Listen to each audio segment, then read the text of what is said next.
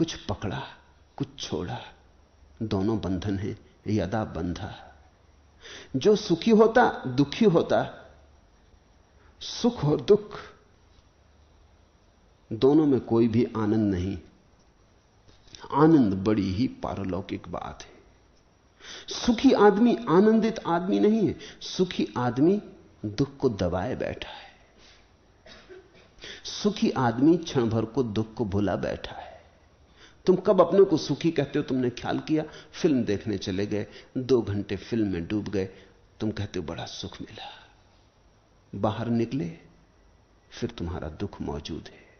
कभी शराब पी ली, तुम कहते हो बड़ा सुख मिला। सुबह उठे, फिर तुम्हारा दुख मौजूद है, वहीं के वहीं खड़ा है, शायद बढ़ भी गया हो रात में।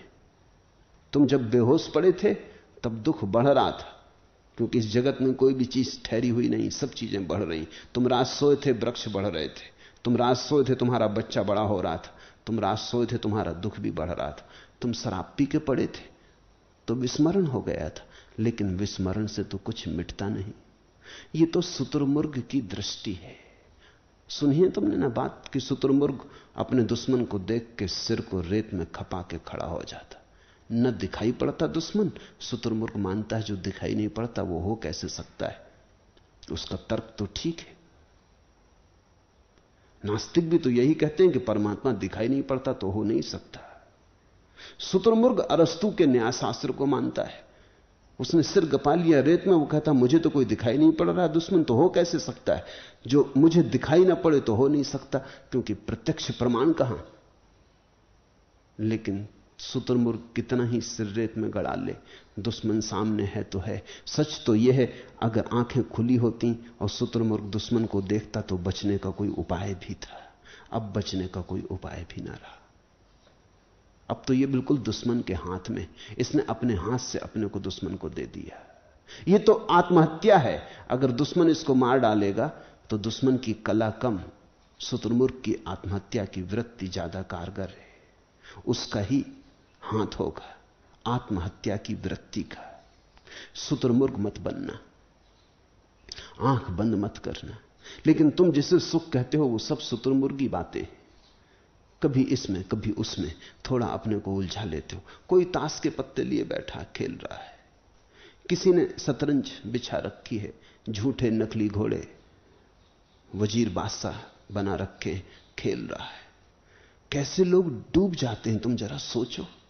शतरंज के खेलने वाले ऐसे डूब जाते कि सारी दुनिया भूल जाती। कैसी एकाग्रता, और किस पे ये एकाग्रता कर रहे हैं जहां कुछ भी नहीं है, अपने ही बनाए हाथी घोड़े। और मैं तुमसे कहना चाहता हूं कि शतरंज के हाथी घोड़े ही झूठे हों ऐसा नहीं है। जो तुम्हारे राजा महाराजाओं के हाथी घोड़े हैं, राजनीतिकों के, राष्ट्रपतियों, प्रधानमंत्रियों के हाथी घोड़े हैं, वो भी इतने ही झूठे। अंतिम विश्लेषण में इस जगत में जो भी चल रहा है खेल है। उस खेल को अति गंभीरता से ले लेना भ्रांति है। लेकिन हम लेते हैं एक कारण से कि वही एकमात्र उपाय है दुख को भूलने का। तुम देखते हो क्रिकेट का मैच हो कि हॉकी हो कि वॉलीबॉल हो, चले लाखों लोग देखने। इनसे थोड़ा पूछोगे भी क्या देखने जाते हो तो इनके पास कोई उत्तर ना होगा। लेकिन ये भूलने जा रहे हैं।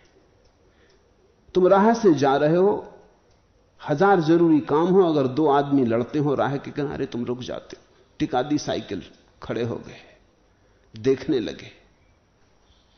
क्या देखते हो? 2 आदमी लड़ते हैं, इसको देखना भी अशोभन, अभद्र है। ये तो लड़ने जैसा ही है। ये तो तुम्हारे देखने से भी उनको लड़ने में गति मिलेगी। तुम पाप के भागीदार हो रहे हो, तुम प्रोत्साहन दे रहे हो। अगर कोई खड़ा ना हो तो शायद वो भी अपने अपने रास्ते चले जाएं कि क्या सार है।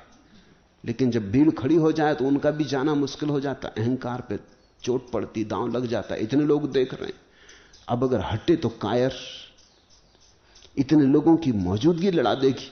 तुम अगर खड़े हो गए तो तुम उनके लड़ने के कारण बन रहे। और तुमने कभी यह भी ख्याल किया कि अगर झगड़ा ना हो और वो दोनों आदमी सुलह पे आ जाएं और नमस्कार करके विदा हो जाएं, तो तुम भीतर थोड़ा सा अनुभव करते हो जैसे कुछ चूका।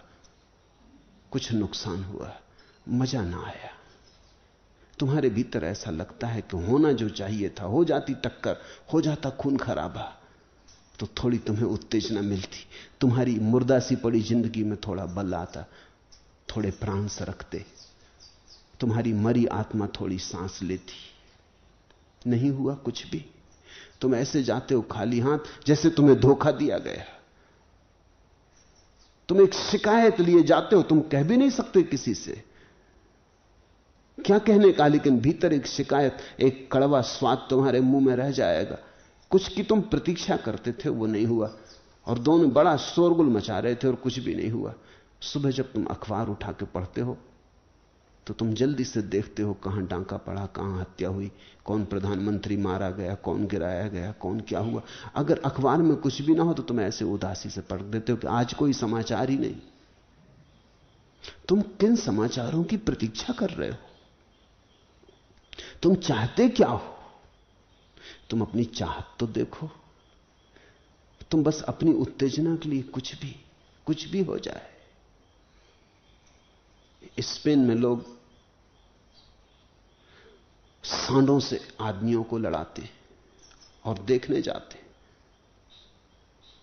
अब किसी आदमी से सांड को लड़ाना, सांड के साथ भी जाती है और आदमी के साथ भी जाती है, लेकिन लाखों लोग देखते हैं तत्पर होकर। इन सांडों की लड़ाई में लोग जितने ध्यानमग्न दिखाई पड़ते हैं और कहीं दिखाई नहीं देते। पुराने दिनों में, रोमन दिनों में आदमियों को छोड़ दिया जाता था जंगली जानवरों, शेरों, सिंहों के सामने और उनसे लड़ाई, और लाखों लोग देखने आते थे। मुर्गे लड़ाते हैं लोग, कबूतर लड़ाते हैं लोग। अगर तुम्हारे पड़ोस में पति पत्नी लड़ने लगे तो तुम दीवार से कान लगा के बैठ जाते हो।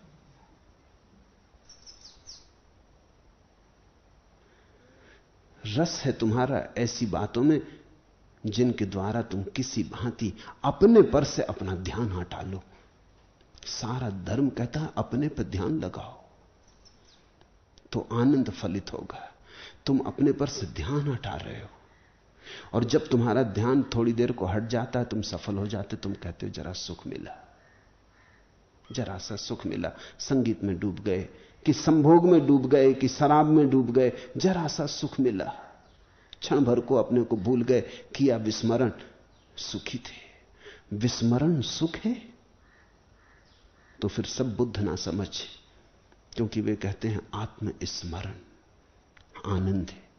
तो आनंद और सुख की परिभाषा समझ लो। आत्मस्मरण आनंद है। स्वेच्छा से आत्मस्मरण की तरफ जाना साधना है। आत्मविस्मरण सुख है। जबरदस्ती स्वयं की याद दिला दे कोई चीज तो दुख है। तुम जिसे दुख कहते हो उससे आनंद करीब है बजाय तुम्हारे सुख के।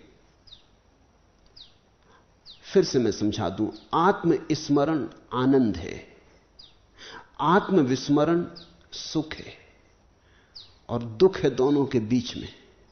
दुख में मजबूरी से आदमी को स्वयं का थोड़ा बहुत स्मरण करना पड़ता, मजबूरी से, जबरदस्ती करना नहीं चाहता। सिर में दर्द है और अपनी याद आती, हृदय में एक कांटा चुभा है और पीड़ा के कारण याद आती, करना पड़ता है। भागता है कि कोई उपाय खोज ले, कहीं शराब की बोतल खोल ले और अपने को भूल जाए। जहां भी तुम अपने को भुलाने जाते हो, भला वो मंदिर हो या मस्जिद, प्रार्थना हो या नमाज, वो सब शराब है। जहां भूलने का तुम उपाय खोजते हो वो सब शराब है। भूलना मात्र आदमी को अपने से दूर ले जाता है।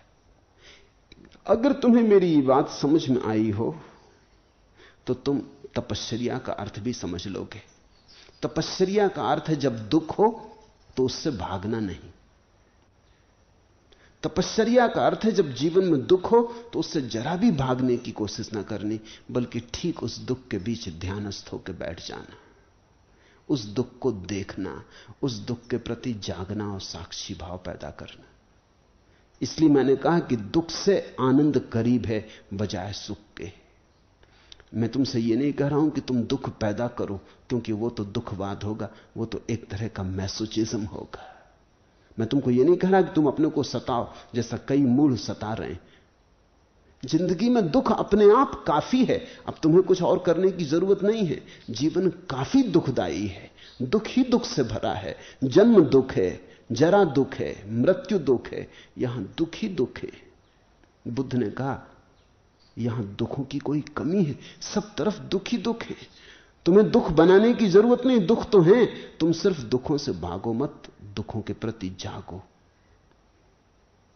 तुम दुखों को सुख में भुलाने की चेष्टा मत करो, तुम दुखों को ध्यान बना लो, और उसी ध्यान से तुम पाओगे तुम आत्म स्मरण में सरकने लगे। धीरे धीरे दुख को देखते देखते तुम्हें वो भी दिखाई पड़ने लगेगा जो दुख को देख रहा है।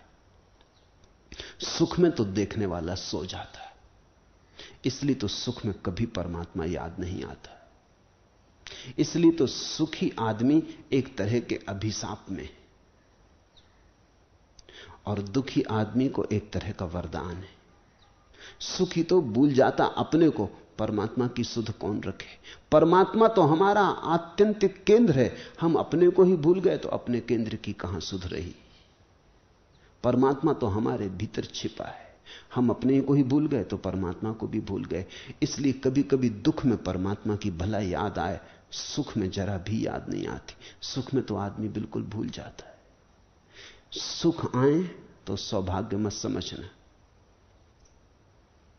सुख आए तो उनके भी साक्षी बनना, और दुख आए तो दुर्भाग्य मत समझना, दुख आए तो उनके भी साक्षी बनना, और दोनों के साक्षी बनके तुम पाओगे कि दोनों के पार हो गए हो। जो न सुखी होता न दुखी, जहां न सुख है न दुख, वहीं बंधन के पार हो जाता आदमी। जब तक सुखी होता दुखी होता, छोड़ता पकड़ता, तभी तक बंधन है, तदा बंधा। जब मन न चाह करता है, न सोचता है, न त्यागता है, न ग्रहण करता है, वह जब न सुखी हो, न त्यागता है, न ग्रहण करता है, वह जब न सुखी होता न दुखी होता, तब मुक्ति। तदा मुक्तिर्दा चित्तम न वांछति न सोचती, न मुंचति न गृह्णति, न हृष्यति न कुप्यति। कहां है मुक्ति, मोक्ष?